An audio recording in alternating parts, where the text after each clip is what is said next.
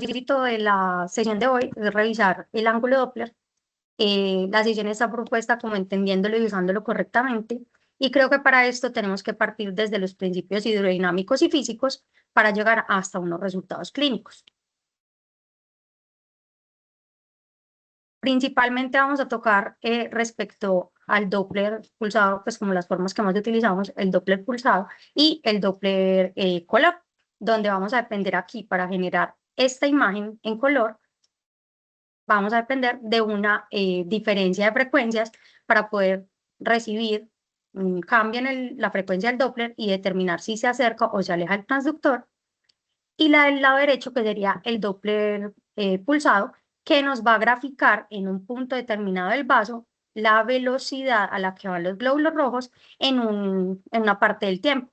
Tener en cuenta que esto es muy importante porque va a determinar la fasicidad que va a tener en este sistema, y puedo tener tanto ondas monofásicas, bifásicas, trifásicas o incluso tetrafásicas.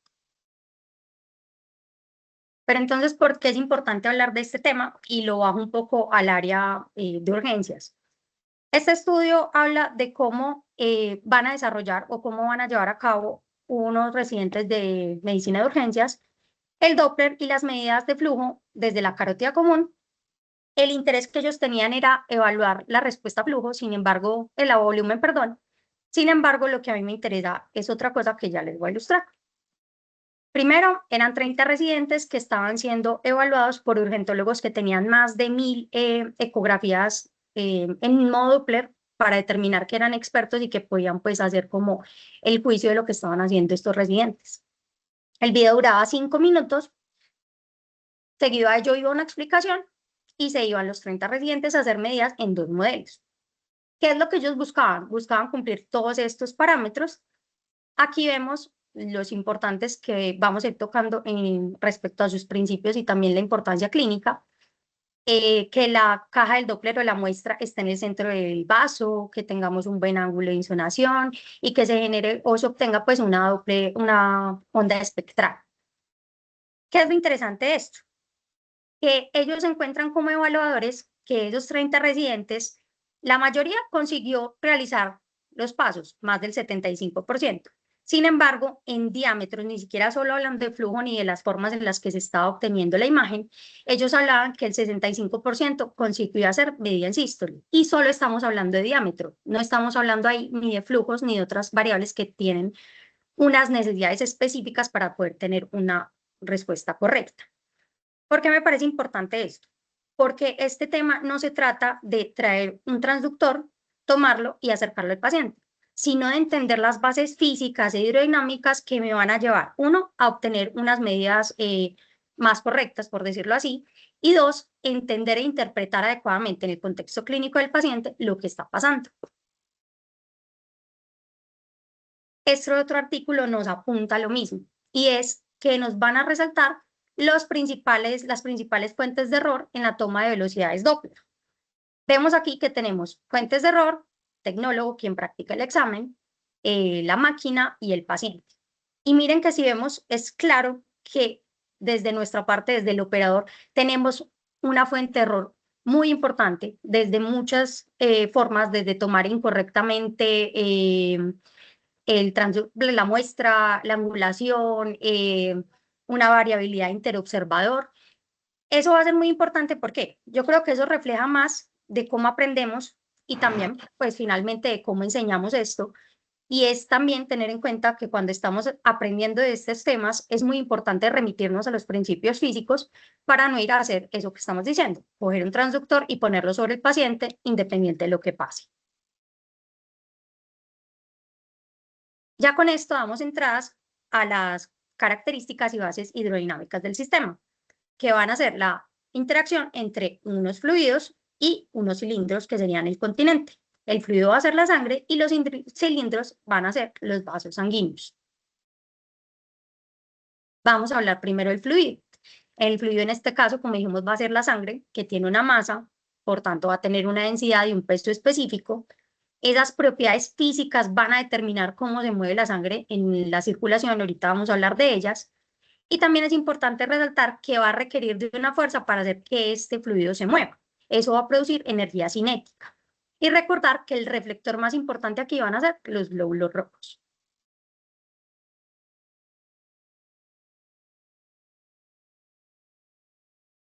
Una de las características de importancia respecto al fluido será la viscosidad, que para definición será la forma y la intensidad con las que se atraen las moléculas de una sustancia líquida. Esto que va a generar resistencia al movimiento y a la deformación. Normalmente la viscosidad de la sangre es entre 1045 y 1065 kilogramos por metro cúbico. ¿De qué va a depender? Del hematocrito, de la agregación o cómo se acercan los glóbulos rojos, de su deformabilidad y de la temperatura. Respecto a los cilindros del continente, que van a ser los vasos sanguíneos, recordar cosas importantes entre la diferencia de arterias y venas y empezar a ilustrar un concepto que vamos a tocar más adelante, que será el área transversal. Empecemos por las características de los vasos. Cuando hablamos de las arterias, una de las diferencias que debemos recordar es que son más rígidas, no tienen como tanta compliance, y tienen en la capa media mayor cantidad de músculo liso en comparación con las venas. Adicionalmente, cuando vamos a ver, por ejemplo, en este punto de la graficación que tenemos del sistema, desde las arteriolas, este sería el área transversal que tengo en este punto. Sin embargo, a medida que me voy ramificando, voy a tener mayor área transversal cuando llego hasta los capilares, porque el área transversal total va a ser la suma de todas estas áreas transversales y eso va a ser importante para definir otros conceptos que vamos a ver más adelante.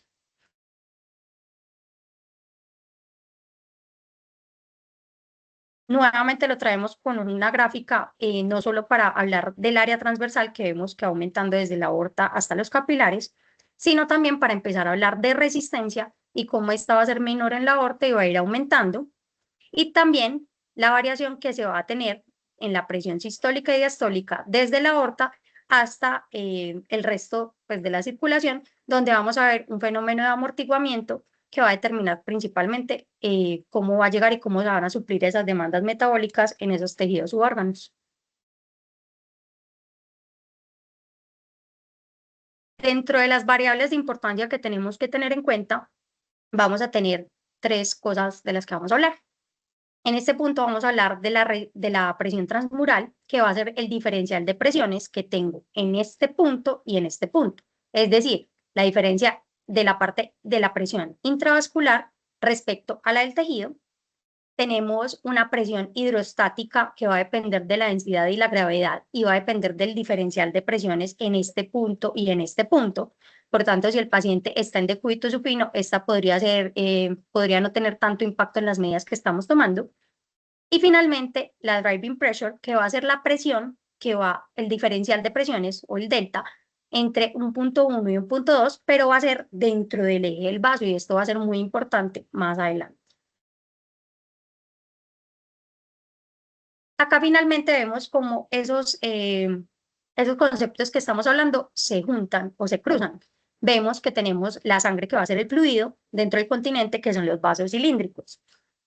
Tenemos acá cómo se van a disponer. Vemos que en el eje axial va a haber una mayor acumulación de glóbulos rojos. Para la periferia va a haber menor cantidad de glóbulos rojos y más contenido plasmático. Y finalmente la interacción de todo esto va a determinar posteriormente el tipo de flujo que va a presentar. Entonces, ¿qué es el flujo? El flujo va a ser el movimiento de un fluido en un conducto. En este caso, el flujo sanguíneo, que va a ser el sistema circulatorio buscando suplir las demandas metabólicas. Partiendo de la ley de continuidad de masas, que es la ley de Ohms, tenemos que el flujo va a ser igual al área transversal por la velocidad.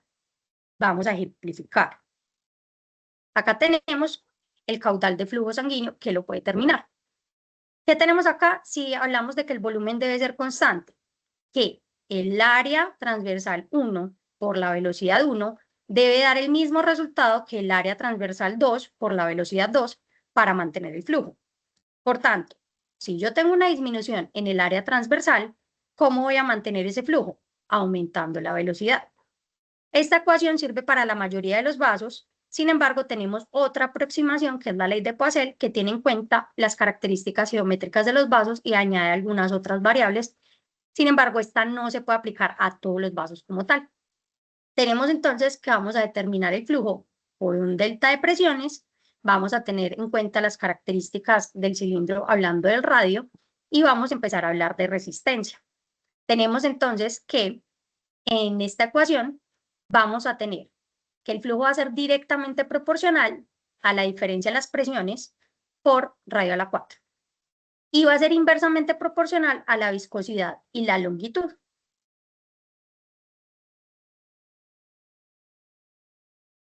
Entonces, ¿cómo podemos calcular o cómo podemos estimar la resistencia al flujo? La resistencia va a ser la fuerza que se va a oponer al flujo entre los cilindros. Y si yo mantengo una viscosidad constante, esta va a depender principalmente de la longitud y el calibre del vaso. Haciendo unas adecuaciones o modificaciones de la fórmula de la Poiseuille, tenemos entonces que la resistencia va a ser igual al diferencial de presiones, al delta de presiones, sobre el flujo. Por tanto, vemos que estas variables están relacionadas de manera inversa. Pero, ¿cómo encontrar la disposición de las resistencias en el sistema? Lo más frecuente va a ser encontrar resistencias en paralelo en la circulación sistémica, donde la resistencia inicial va a ser menor que la resistencia global o total sumada, porque vamos a tener el resultado de la fórmula va a depender de 1 dividido la resistencia en este punto, 1 dividido la resistencia en este punto y 1 dividido la resistencia en este punto. Mientras que cuando estamos en serie, van a ser la suma de las resistencias que va encontrando el flujo. Entonces, la inicial va a ser menor a la resistencia global.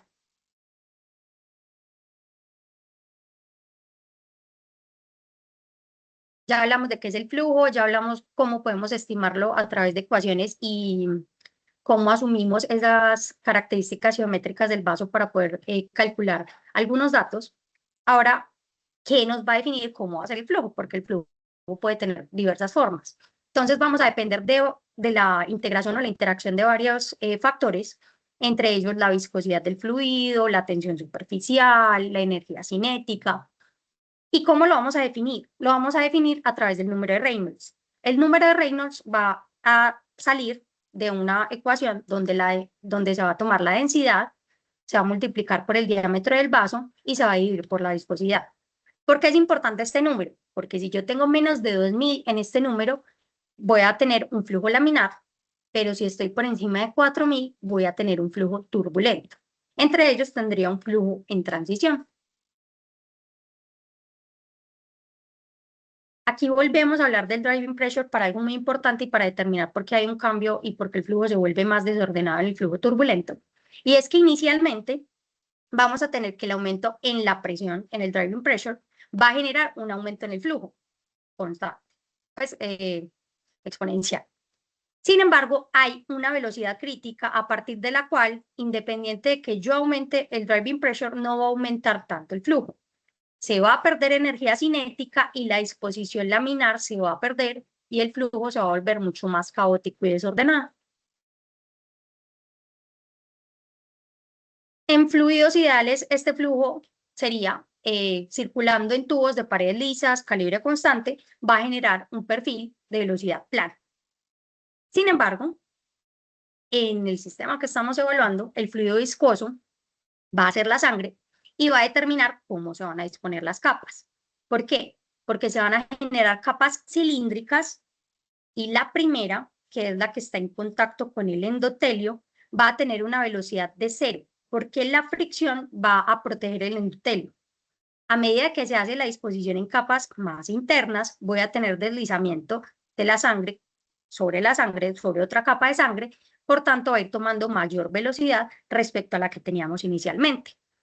Esto hasta llegar a la mitad, pues a la mitad del eje, encontrando ahí el punto de mayor velocidad.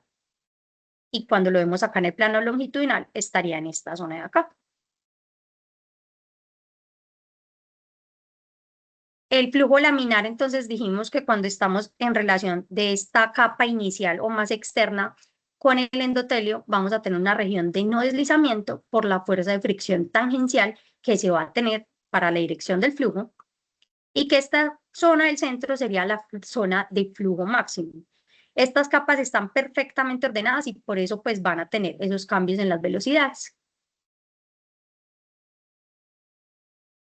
¿Qué pasa con el flujo turbulento? Ya sabemos que corresponde a un número de Reynolds mayor de 4000. Sin embargo, acá ¿qué pasa? Voy a tener cambios en el radio, las velocidades de flujo van a seguir elevadas y ese producto de esa velocidad y el diámetro efectivo finalmente nos van a dar valores mucho más altos y se va a desordenar las capas que teníamos previamente del flujo laminar.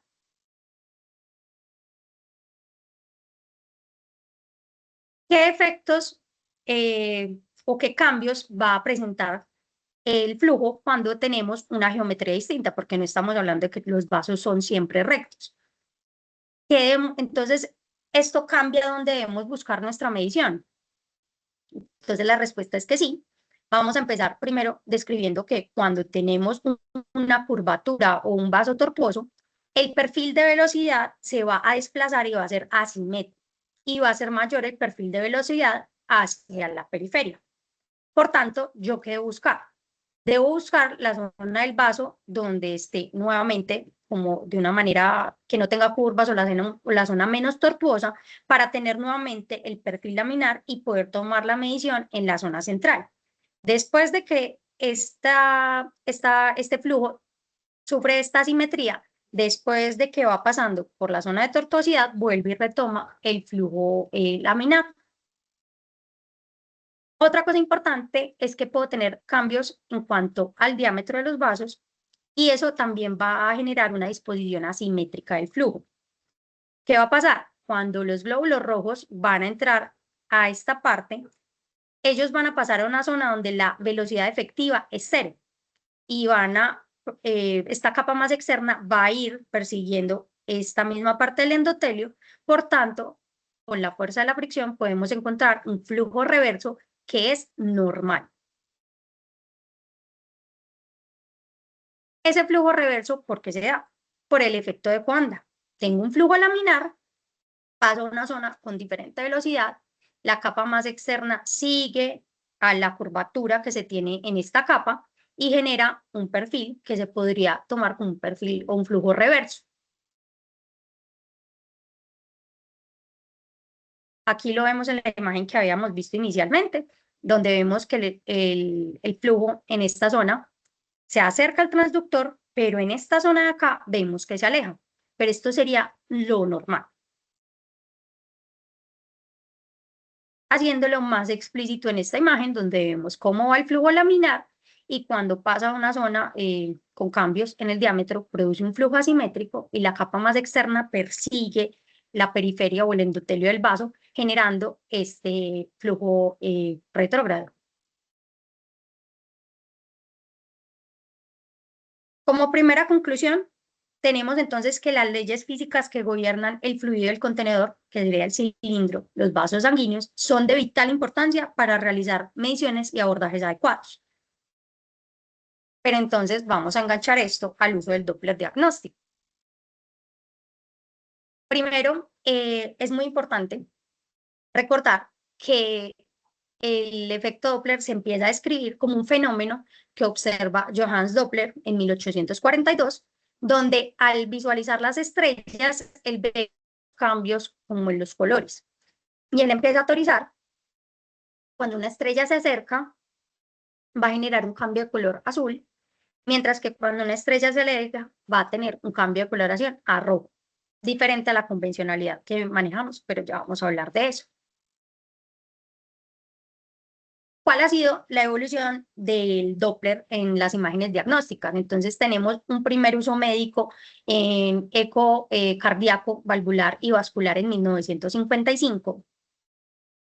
Para 1959 vamos a tener el desarrollo del Doppler pulsado. En 1962 vamos a empezar a ver que se va a desplazar la frecuencia Doppler de manera proporcional a la velocidad del flujo laminar. En 1974 empezamos a hablar de modos duplex, que sería integrar dos tipos de modalidad, en este caso el modo B y el Doppler pulsado. Para 1982 encontramos la comercialización del Doppler color en tiempo real, hasta el desarrollo de técnicas Doppler mucho más avanzadas que van a permitir incluso detectar y tener como unas mediciones y visualizar flujos en la componente microvascular, que van a ser vasos mucho más pequeños. Pero entonces, hablando de la ecografía, ¿qué es lo que pasa? Recuerden que tenemos un transductor que va a generar un pulso. Este pulso tiene una determinada frecuencia. Cuando él llega hasta un reflector, que en este caso van a ser los glóbulos rojos, si el glóbulo rojo, pues si los glóbulos rojos se están acercando, va a generar un eco de retorno con una mayor frecuencia. Si él se está alejando, cuando el pulso emitido choca contra el reflector, va a generar una longitud de onda mucho más lenta. Y esto es importante para entender todo este cambio y el desplazamiento. Normalmente creemos que solo se puede manejar la convencionalidad de que cuando se acerca vamos a obtener un color rojo y cuando se aleja un color azul. Esa es la convencionalidad. Sin embargo, hay cambios que yo hago en el sistema donde puedo invertir en los colores y adicionalmente mejorar mi imagen estableciendo un aumento en la escala dependiendo de la velocidad que se maneja en esos vasos. Esto es importante porque esto va a ajustar la frecuencia de repetición de pulsos y me va a dar mejores medidas. Entonces tenemos el transductor, tenemos la piel del paciente y tenemos un vaso. Aquí va a ser muy importante para determinar el diferencial de esas frecuencias, tanto de la de insonación como la que se recibe, la angulación. Listo. ¿Y por qué va a ser importante la angulación? Desde la ecuación lo podemos entender. La fórmula o la ecuación de Doppler va a ser 2 veces la frecuencia Doppler por coseno de teta, que va a ser el ángulo que se va a obtener, dividido la velocidad de propagación del sonido. Importante, ¿por qué es 2 por frecuencia Doppler? Porque tenemos la frecuencia de ida y de vuelta. Otra cosa muy importante es entender que a medida que yo aumento el ángulo de incidencia, se va a disminuir el coseno. Por tanto, si yo tengo un coseno, por ejemplo, de 0 a 90 grados, yo no voy a tener una proyección longitudinal.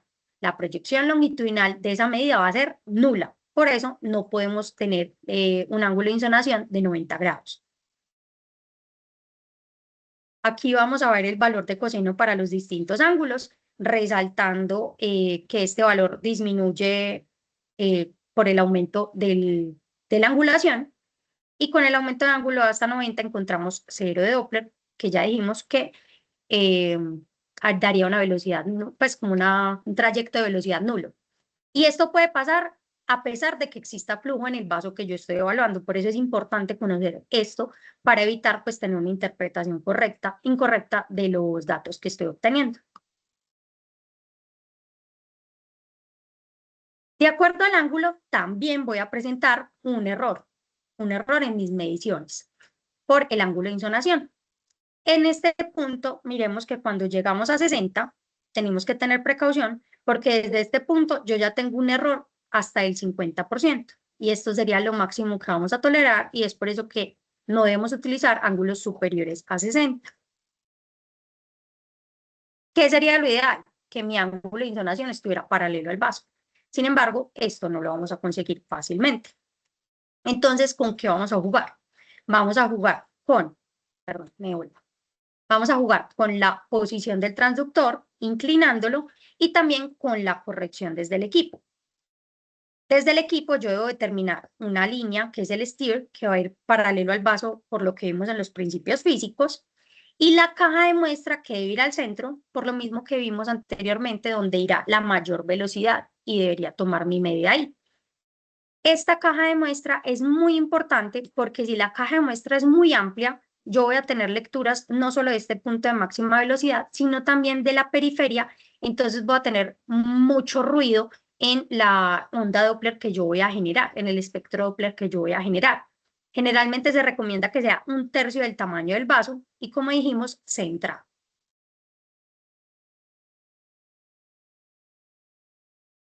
Ya hablamos de los principios físicos, ya hablamos de cómo se genera el efecto Doppler, pero qué impacto realmente clínico tiene o no, si eran importantes esas bases que tuvimos o no.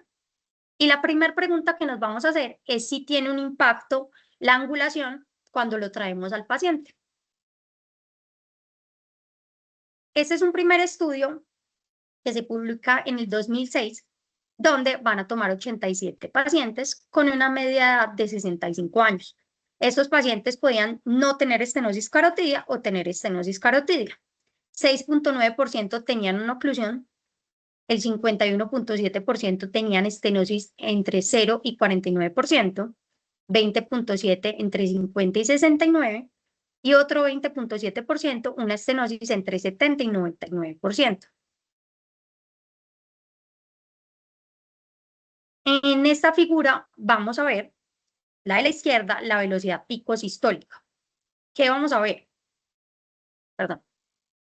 La velocidad pico sistólica, tomada a 45 grados y a 60 grados. Esta sería la velocidad medida en esos dos ángulos. Aquí en diagonal tenemos una línea de igualdad donde si se encuentran las medidas en esta línea, podríamos decir que no son diferentes o que no se sobreestima o subestima la medida. Sin embargo, vemos que las medidas se ubican por encima de esta línea, lo que nos indica que puede haber una sobreestimación de la medida cuando estamos a 60 grados. Diferente pues comparándolo con 45 grados. Al igual que en la velocidad de fin de diástole, encontramos la misma tendencia. Pero ¿cuál va a ser la diferencia entre estas medidas? Se encontraron diferencias de 24.2% para el pico de presión sistólica y 24.7% para el fin de diástole. Cuando hacían tasas no encontraban un impacto o una diferencia real o una diferencia que fuera a cambiar como la clasificación del paciente. Este otro estudio es del 2012. Dos radiólogos van a tomar medidas en un fantoma de flujo, que tenemos a la derecha cómo estaría construido ese fantoma, y van a tomar las medidas dos veces a diferentes ángulos. Van a empezar con 30, 40, 50, 60, 70, 80 y 88 grados. ¿Qué van a hacer? Van a establecer el flow ratio. Esto va a resultar de la velocidad medida dividido la velocidad real a la que se estaba generando el flujo en la máquina, pues en el fantoma. Se utilizaron equipos Philips, Siemens y Hitachi. Acá, ¿qué traemos? La diferencia que se va a tener. Si yo hago esta división de la velocidad medida sobre la velocidad real y me da mayor a 1, hablo de que se está sobreestimando la medida.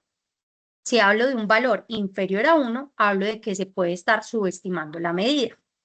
Vemos que por encima de 60 grados, independiente de la marca o se use un transductor convex o lineal, todas van a estar por encima de 1, mostrándonos que se va a sobreestimar la medida.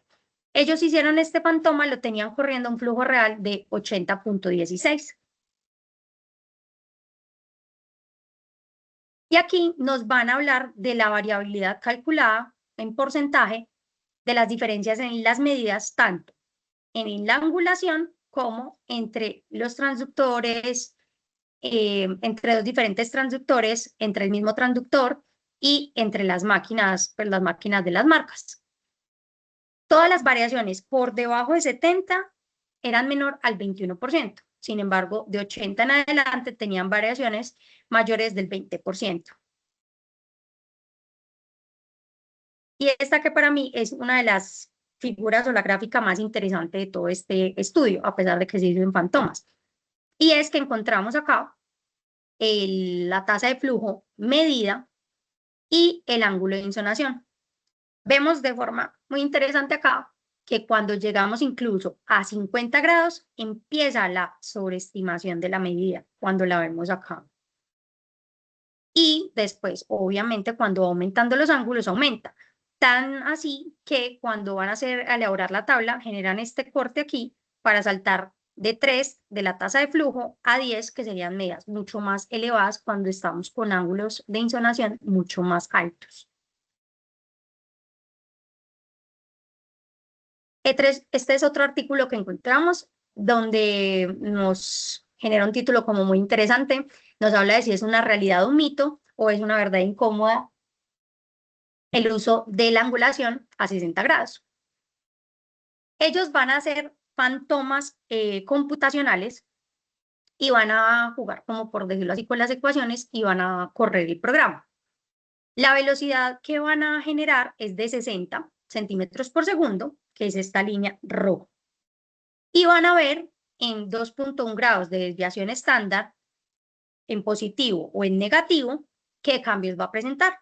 Encontramos que el coseno, cuando estamos en las desviaciones inferiores, va a aumentar y cuando estamos en las desviaciones superiores, el coseno disminuye.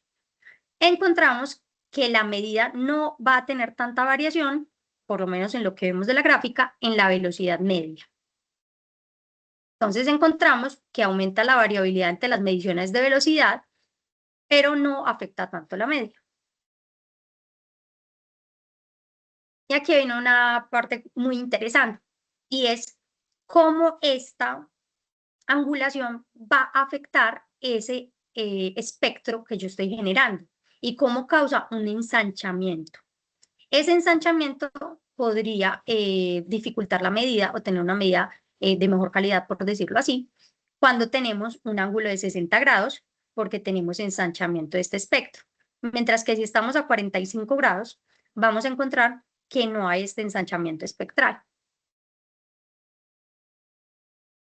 Ellos nos traen acá la media de las velocidades sistólicas pico con sus respectivos intervalos de confianza, dependiendo de la angulación, el ángulo del ultrasonido y la velocidad pico en centímetros por segundo. Encontramos que por encima de 45 empieza a elevarse esa velocidad medida o estimada. ¿Ellos qué dicen? Que esta alteración no se puede corregir porque la dirección real del haz del ultrasonido es diferente a la dirección asumida en el cálculo del equipo y que por tanto esto constituiría un error sistemático y que no sería solamente hablar de que hay mucho ruido en nuestro onda espectral. Eso respecto al ángulo. Ahora la pregunta sería, bueno, ¿todos los casos debo estar con el STIR paralelo al vaso o al flujo? Y eso es muy importante teniendo en cuenta este efecto tangencial. ¿Por qué? Porque si bien yo puedo estar en el centro del vaso, incidir, tomar una medida en esta zona, yo puedo también ver un vaso de esta forma, estar en longitudinal y verlo en una disposición que yo piense que estoy en el centro del vaso cuando realmente estoy desviado y estoy más hacia la periferia. Que ya tenemos claro que nuestra medida y nuestro interés es estar en este centro, mientras que si nos vamos a la periferia vamos a obtener medidas muy diferentes y no van a ser o no van a darnos como un valor en el que podamos pues interpretar adecuadamente lo que pasa al interior. Esta imagen solo la traigo porque en este estudio intentaron desarrollar un software adicional que generara unos vectores o midiera el flujo en toda la línea que estamos acá insonando para determinar cuál es el punto de máximo flujo en nuestro vaso. Entonces nosotros diríamos, este eje longitudinal, el vaso del centro sería este, aquí voy a tomar la medida, pero miren que está un poco más baja, probablemente por ese efecto tangencial. Igual que en este vaso, vemos que el punto de máximo flujo está desplazado un poco hacia arriba respecto a lo que sería el centro del vaso si estamos paralelo al vaso. ¿Qué nos dice esto? El flujo no es estrictamente paralelo a la pared de la forma que lo estamos tomando. Es decir, el flujo sí es paralelo a la pared, pero nosotros con este efecto tangencial podríamos tener un problema en nuestra medición y no estar en el punto que deberíamos tomar nuestras medidas y ubicar nuestra muestra.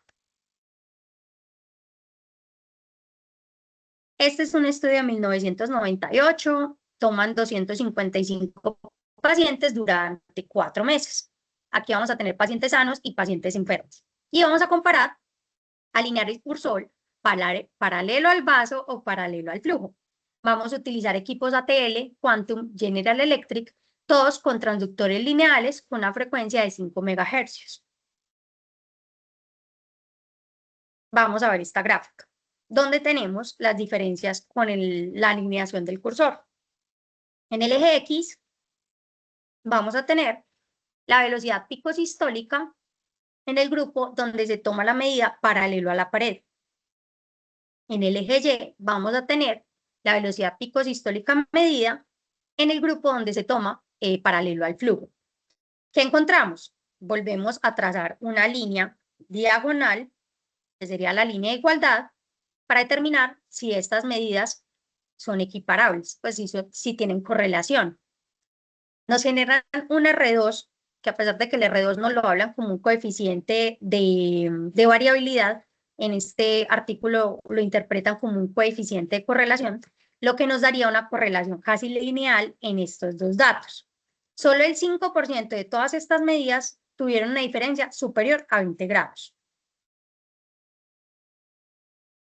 En la velocidad de fin de diástole pasa exactamente lo mismo. Tenemos un R2, como les dije, no lo interpretan como un coeficiente de variabilidad en el estudio, sino un coeficiente de correlación, que nos da 0.97 cercano a la unidad, hablándonos de que hay una correlación lineal, casi lineal entre estas dos mediciones. ¿Qué tenemos acá? La diferencia de la velocidad medida pico sistólica dividida si el paciente era normal, si tenía una estenosis mínima, leve, moderada o grave. Tenemos que para las estenosis mínimas, leves y moderadas teníamos una diferencia estadísticamente significativa. Sin embargo, cuando hacíamos como la evaluación de todos los vasos, esta diferencia no era mayor. En la medición de fin de diástole, todas las P's nos dan que no es estadísticamente significativo. Y acá en el final de esta tabla encontramos la variación del ángulo o el ángulo promedio cuando estábamos en los vasos normales, paralelos a la pared y paralelos al flujo. Que vemos que en esta tabla no hay mayor variación. En esta gráfica tenemos los 12 pacientes que tuvieron medidas diferentes, ese 5% que tuvieron medidas diferentes. ¿Qué querían ellos mirar acá? El cambio en la velocidad, tanto de la parte sistólica como diastólica, respecto a estar paralelo al flujo como paralelo a la pared. Y finalmente, ellos nos dicen que en este total de casos, esos cambios que se dieron al corregir por el flujo o al hacer el cambio pues, paralelo al vaso, solo llevaron a la reclasificación de 2 casos, mientras que los demás no cambió la clasificación que se le había dado. Hasta este punto como muy similar. Sin embargo, cuando empezamos a mirar estudios respecto a pacientes que tienen estenosis carótida, vamos a encontrar algo más interesante. Este, por ejemplo, se realizó en Tokio, 50 pacientes con estenosis de carótida interna en la bifurcación, y tenemos que se van a tomar medidas, 23 de ellas paralelo al flujo y 30 de ellas paralelo al vaso. Aquí tenemos también una ilustración de cómo el eje paralelo al vaso puede ser diferente en estas situaciones donde hay estenosis. Miren la dirección del flujo cuando utilizamos el Doppler buscando el flujo. Vemos que tiene una trayectoria muy diferente. Vimos que hay unos pacientes que se llevan a una técnica y a otra, pero hicieron 3 casos donde se iban a aplicar los 2 ángulos y se iban a mirar las diferencias. El primer caso es un paciente de 75 años, donde cuando estábamos ubicados paralelo al vaso, teníamos 350 centímetros por segundo de velocidad pico sistólica. Alineados al flujo, teníamos 320. El ángulo al estar con el cursor paralelo a la pared, teníamos que era un ángulo de 57, mientras que el ángulo cuando estábamos paralelo al flujo era de 35. El segundo caso es un paciente de 62 años, donde se mide paralelo al vaso 561 centímetros por segundo, mientras que paralelo al flujo medimos 298 centímetros por segundo, un ángulo A de 60 y el ángulo B era de 48, que sería el ángulo del flujo. El tercer caso es un paciente de 68 años, con una velocidad medida inicialmente paralelo al vaso de 672 centímetros por segundo, medido paralelo al flujo es 576,4, con un ángulo paralelo al vaso de 60 grados y paralelo al flujo de 54.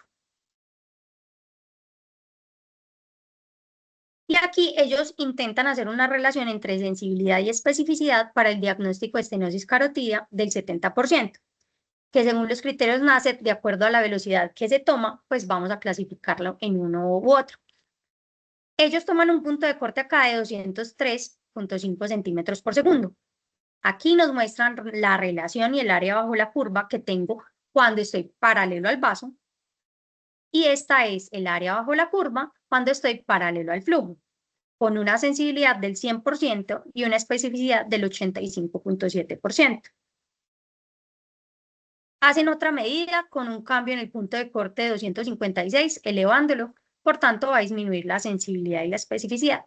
Sin embargo, cuando vamos a ver como las velocidades con las que se puede clasificar en el NACET, según el registro NACET, una estenosis del 70% son cercanas a 200 y no a 256 para el 70%.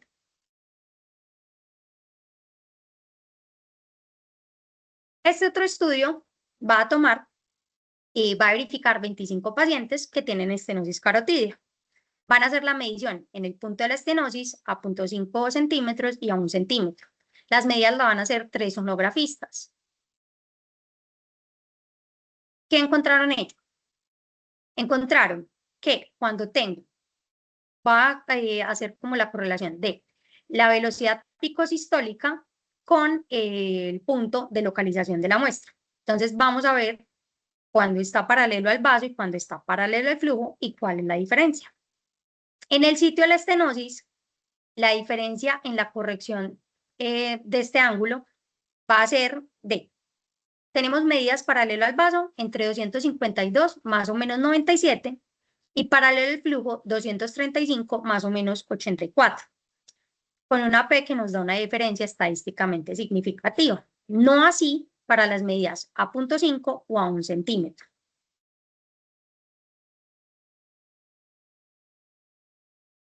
Aquí nos van a mostrar la distribución de esa diferencia en los ángulos y cuánto teníamos de grados de diferencia en esos pacientes. Y encontramos que la mayoría de la diferencia en el cambio del ángulo era de menos 5 a 5 en la mayoría de los casos. Vamos a ver ahora cómo le va a la presión picosistólica medida en la estenosis, en el sitio de la estenosis y en diferentes zonas respecto a esa de las que ya habíamos definido. Entonces, acá vamos a estar paralelo al vaso. Vamos a ver que la correlación entre paralelo al vaso en la estenosis y a 1 centímetro es de 0,39, al igual que es de 0,5 centímetros después de la estenosis a 1 centímetro después de la estenosis. Sin embargo, cuando hablamos de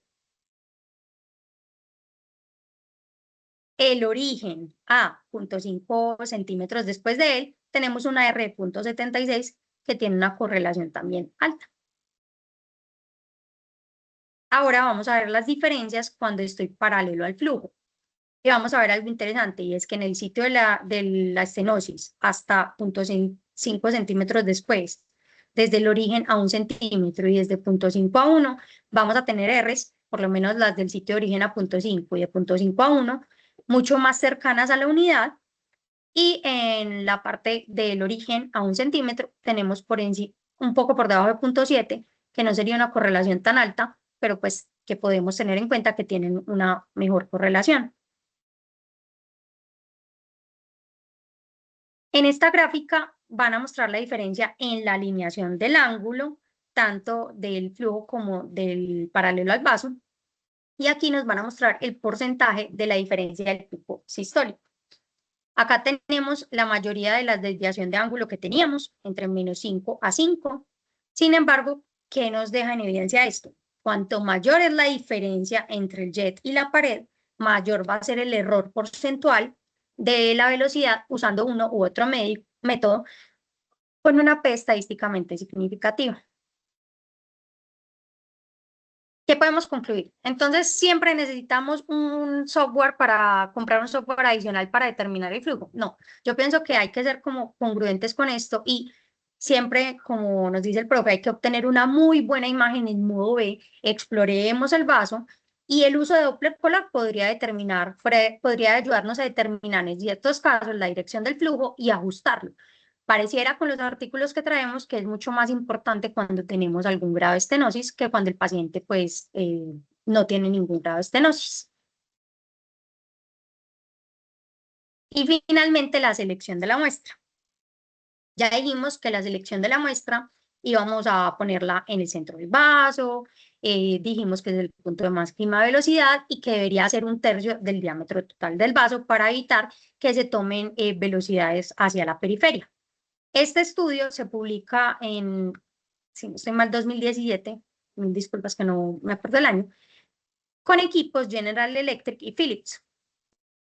¿Ellos qué hicieron? Hicieron un fantoma de flujo donde ponían o ubicaban el transductor a 5 centímetros del generador con un ángulo de 50 grados que me llamó la atención, que ya no los veíamos a 60. No sé si en probable relación a lo que vimos anteriormente en los estudios iniciales, pero me llama mucho la atención que los hagan a 50 grados en este caso y no a 60 como normalmente lo hacen. Aquí nos van a escribir, dependiendo del tipo de equipo y pues la especificación del equipo, pues varios equipos General Electric, varios Philips, comparar la velocidad pico flujo respecto a el tamaño de la muestra. Entonces, en este caso, el fantoma está corriendo a una velocidad simulada de 24 centímetros por segundo. ¿Qué vemos? Cuando estamos con una muestra menor de 2 milímetros, se van a sobreestimar las medidas. Miren que estamos por encima. Pues este específicamente está por debajo, pero las demás tienden a estar arriba. Y ni se diga, pues, de este Philips Equip 7 que mencionan, pues, como en el artículo que definitivamente sobreestimaba mucho todas las medidas en cualquier tamaño de muestra, casi en cualquier tamaño de muestra. Y aquí en esta tabla de la derecha vemos menor de 2 milímetros la muestra, el porcentaje de error que genera. Y vemos que vamos a generar un porcentaje de error hasta el 10% con una muestra menor de 2 milímetros. Como dijimos, el Equip 7 va a generar o se va a disparar la velocidad de medida, va a sobreestimarse cuando la muestra es menor de 0.5 milímetros y las otras van a igualar las velocidades cuando estamos lejos de 0.5 milímetros. Acá tenemos un cambio en la velocidad simulada 39. Nuevamente, menor de 2 milímetros, vemos como encima de la línea de velocidad real se sobreestiman las mediciones con casi todos los transductores y también se aumenta el porcentaje de error en la estimación. Nuevamente, este equipo sigue estando por fuera de todas y sobreestima hasta en el 60%. Para una muestra mayor de 1,5 milímetros, todas las ondas empiezan a quedar dentro del margen de detección adecuada de la velocidad. Sin embargo, ellos encuentran que para sondas Philips, por ejemplo, tamaños de muestra muy pequeños, entre 0.5 y a veces 1 milímetro, muestran errores muy grandes con sobreestimaciones de 60% más. Finalmente, acá tenemos una velocidad simulada de 85 centímetros por segundo en el fantoma. Aquí tenemos la velocidad y tenemos lo mismo. Menor de 2 milímetros, vamos a encontrar que se sobreestiman las medidas con la mayoría de los equipos. El Philips Equip 7 siempre muy por encima. Y tenemos acá el porcentaje de error, que también hay una sobreestimación cuando estamos menor de 2 milímetros con esa velocidad simulada de flujo. La peor sobreestimación la tenían la sonda X51 y el Equip 7 en Philips. Mostraban la peor sobreestimación. Eso era algo que ellos siempre delimitaron ahí por el cambio que veían pues en las gráficas. Una muestra de 0.5 milímetros podría llevar a errores hasta el 75%. Ellos encontraban que, por ejemplo, cuando estábamos en 85 centímetros de velocidad simulada, aumentar el tamaño de muestra mayor a 2 a 3 milímetros hacía que las curvas se estabilizaran y tuvieran una detección pues como más similar o más acercada o más aproximada a esa velocidad simulada. Ellos consideraban un error aceptable menor de 20% y encontraron que para unas muestras mayores de 1.5 milímetros, todas las ondas están dentro de ese porcentaje de error aceptable. ¿Qué concluimos con todo esto? Primero, desde la física tenemos un soporte para hacer una técnica adecuada buscando ángulos menores de 60 grados y buscar el flujo máximo en el centro del vaso. Desde la evidencia que encontramos, que incluso ángulos mayores de 50 van a sobreestimar mucho más de lo que se teoriza en las fórmulas o ecuaciones que utilizamos inicialmente. Encontramos que la angulación puede generar un ensanchamiento espectral sistemático y no solo ruido en la onda espectral. Y que también hay algunos casos donde alinear respecto al flujo y no al vaso va a mejorar la correlación de las medidas. Eso era lo que traía para hoy. Muchísimas gracias. Quedo atenta a preguntas. Bueno, muy bien, Cindy. Creo que nos expusiste y nos dejaste claro, primero, unas leyes de la hemodinamia para poder comprender cómo se desarrolla esta teoría del ángulo Doppler y por qué se debería hacer de una forma o de la otra. Si bien hay muchos estudios donde se han realizado sin angulación o con angulación, creo que una vez exponiendo esta teoría, la hemodinamia, la dinámica de los fluidos, uno logra comprender, o pues así me pasó, de una forma más fisiológica, cómo se da este fenómeno del Doppler y por qué es tan importante hacer una medición precisa y exacta. Porque pues a través del ultrasonido es que nosotros hacemos este tipo de seguimientos y ver que digámoslo, esta angulación como sobreestima o subestima las velocidades que definitivamente nos pueden cambiar diagnósticos, va a influir en los cálculos de índice de resistencia, en los índices de pulsatilidad que veremos más adelante, y es por eso que esta teoría es tan importante para nosotros, porque asimismo nosotros tomamos decisiones con base en esto.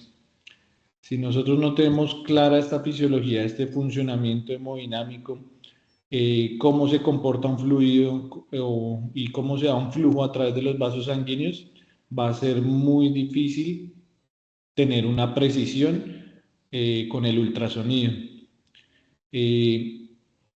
A través de las diferentes sondas, pues esto incorpora diferentes, digámoslo, aperturas o haces de ultrasonido, los cuales hacen o permiten que en vez de que esa angulación esté perpendicular al vaso, sea más bien perpendicular al flujo. Y precisamente nos permite medir de una forma más correcta estos flujos que pues, se vuelven como el pan de cada día de Carlos, se nosotros. te perdió la señal. ¿Ahí me escuchan? Hola. Sí, sí, ahí no, yo lo estoy escuchando, profe. Ah, Lo bueno. escucho también. Entonces, precisamente esto es lo importante, y comprender esto creo que le abre a uno el panorama definitivamente de lo que es el ultrasonido avanzado y lo que pues nosotros aprendimos y lo que ustedes van a aprender a lo largo de este año. Creo que es el primer Sí. abrebocas y uno queda totalmente impactado cuando Hola. uno Sí, empieza a se ver escucha. esas variabilidades de los flujos a través de esa angulación, y por eso es que el doctor Bustamante, el doctor Brian y mi persona insistimos tanto en que esas mediciones sean lo más precisas posibles, porque así mismo va a ser la interpretación.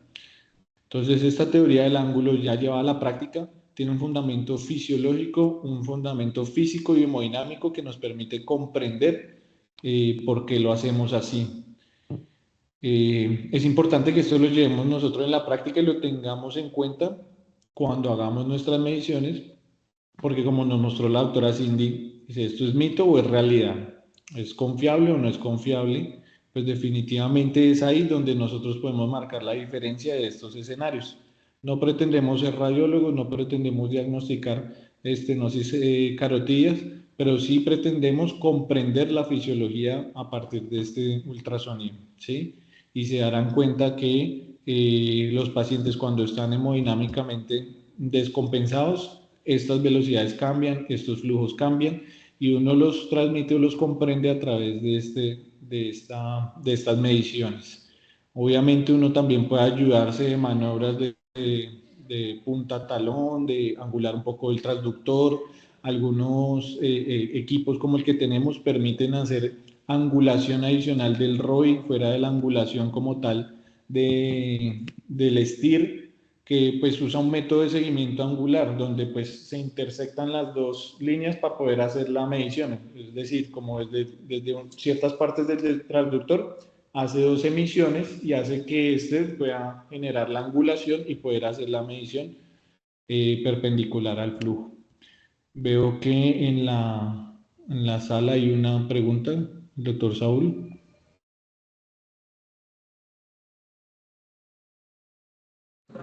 Sí, señor. Buenas tardes a todos. Muchas gracias a la doctora Cindy por la exposición. Me queda una pregunta concreta. Si bien me quedó claro que cuando estamos en el vaso tenemos que medir, ojalá hacia el centro, con una caja que sea por lo menos un tercio del vaso y con un ángulo que siempre idealmente debería ser menor de 60 grados. Y me generó mucha duda cuando la doctora explicó el tema tangencial, el vaso, donde no siempre va a ser en el centro la mejor medida, sino que va a ser en la parte donde mayor flujo va a haber. Pero entonces no entendí bien o no me quedó claro cómo hago yo para medir dónde está esa zona de mayor flujo con el ecógrafo. Ok. Cuando hablamos de mayor flujo, como lo explicó la doctora Cindy, es en el centro del vaso, ¿sí? El comportamiento no habla de mayor flujo, sino de un comportamiento lineal, ¿sí? Hacia las periferias, esos comportamientos del flujo por efecto Coanda, que el efecto Coanda es como ese flujo a través del borde del vaso genera una turbulencia o genera como una adherencia o una fricción en esos bordes del vaso. Cuando la doctora puso la gráfica ahí muy bonita La vuelvo y la pongo. de la fisiología de Boron, sí, por favor, donde hace la medición del flujo del vaso o cómo se comporta ese espectro del flujo del vaso.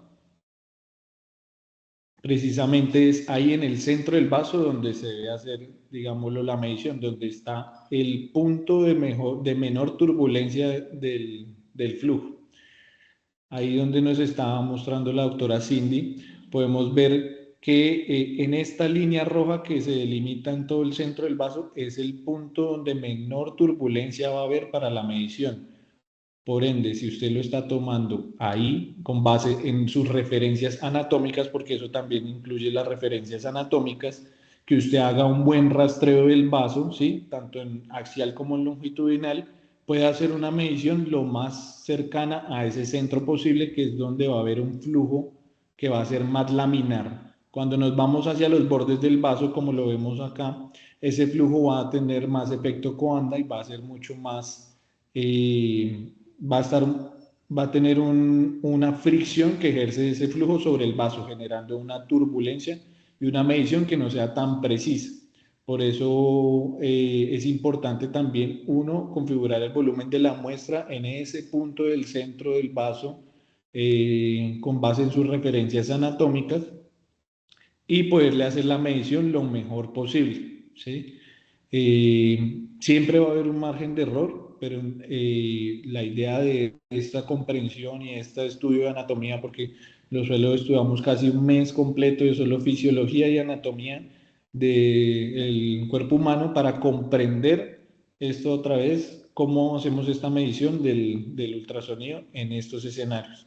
Entonces, es importante y más que la velocidad máxima de flujo, es el flujo más laminar para poderlo medir de una forma correcta, ¿sí? Entonces, ahí es donde te va a dar el flujo más exacto, más preciso para la medición. Bueno.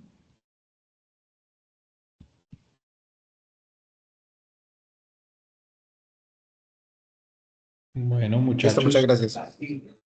Si no hay más preguntas en el público, creo que pues, damos por terminada la sesión del día de hoy.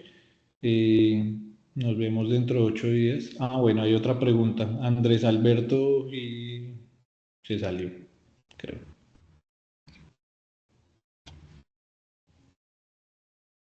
¿El doctor Brian va a hacer algún comentario adicional?